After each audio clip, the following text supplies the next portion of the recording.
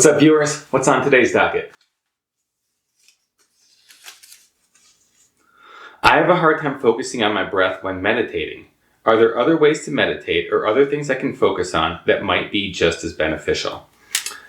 So the thing about meditation is, there's a lot of different ways to meditate, so I don't want to generalize here at all. But the thing about mindfulness meditation is it's always grounding us in the present moment. So the nice thing about using the breath as an anchor is that your breath is something that you will always have with you.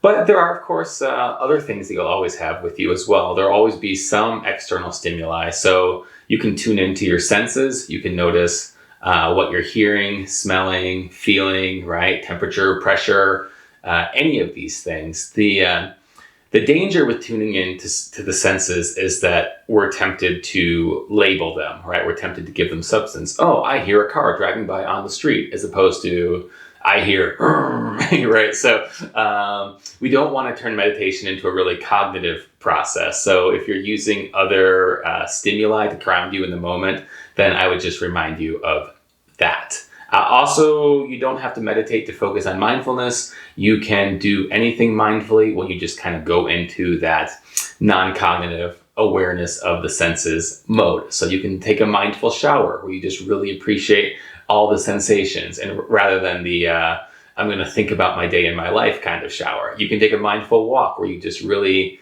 kind of treat yourself like an explorer on an adventure, and you see everything that you see and feel everything you feel without being like, oh, I wonder when that house was built. And I wonder, like you don't have to do any wondering. You can just be exploring. So anything non-cognitive can be really, really helpful anchors. You can, of course, do meditations with visualizations. So there's lots of different things that you can imagine visually, and you can focus on those, like in a loving kindness meditation, for example. You might be visualizing other people experiencing happiness, and then your anchor is that visualization, and certain emotions will probably crop up accordingly. So there are lots of different ways to do it without focusing on the breath. But if you're using the breath as an anchor, I invite you just to not really feel like you have to try to control the breath or expect anything from the breath. It's going to do what it's going to do, right? You're just going to breathe. So ultimately, just take any of the pressure out of your meditation, and don't ever feel like, oh, that was a bad session. I didn't meditate that well this time. Oh, I was